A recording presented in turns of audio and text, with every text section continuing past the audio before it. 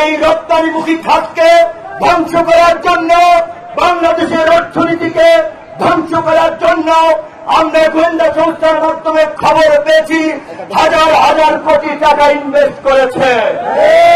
কাজেই আমার শ্রমিক ভাই বন্ধুদের প্রতি অনুরোধ থাকবে, কারো উস্কানিতে পা দিয়ে মিল কারখানায় কোন ধরনের বিশৃঙ্খলা করবেন না।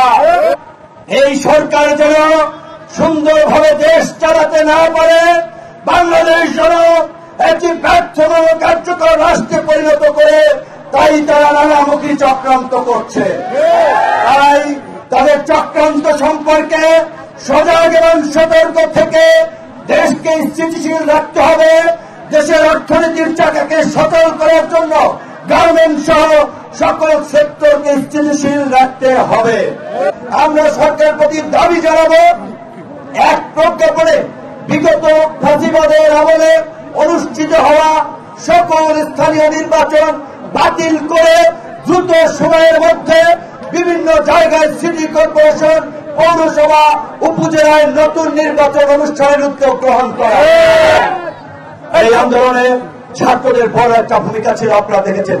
কাজী সারা বাংলাদেশের এই নতুন প্রজন্মের ছাত্ররা আমাদের বিশ্বাস আগামীর নতুন নেতৃত্বের মাধ্যমে নতুন বাংলাদেশ গড়ে তুলবে।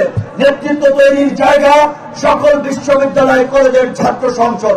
তাই অনতি বিলম্বে ডাকসু সহ সকল ছাত্র সংসদ নির্বাচনের আমরা দাবি জানাচ্ছি। কলকারখানায় শ্রমিকদের সমাবেশ সংগঠন করার অধিকার থাকতে হবে। অকারণে কোন শ্রমিককে ছাঁটাই করা, বেতন বৈষম্য মানা হবে না। প্রত্যেকটি কলকারখানায় বাৎসরিক লভ্যাংশের একটা ন্যূনতম অংশ শ্রমিকদের মাঝে বিতরণ করতে হবে। শ্রমিক অধিকার পরিষদ সেই লক্ষ্যে কাজ করবে। শিল্প কারখানার মালিকদের সাথে বসে শ্রমিকদের অধিকার আদায়, শ্রমিক আন্দোলনকে যৌক্তিকভাবে সমাধান করার জন্য কাজ করবে। এই অন্তর্বর্তীকালীন সরকারকে আমরা বলব, বাংলাদেশের 53 বছরে আপনারা রাষ্ট্রকে পুনর্গঠনের যে সুযোগ পেয়েছেন, দলমত নির্বিশেষে সকলকে নিয়ে রাষ্ট্র পুনর্গঠন করুন।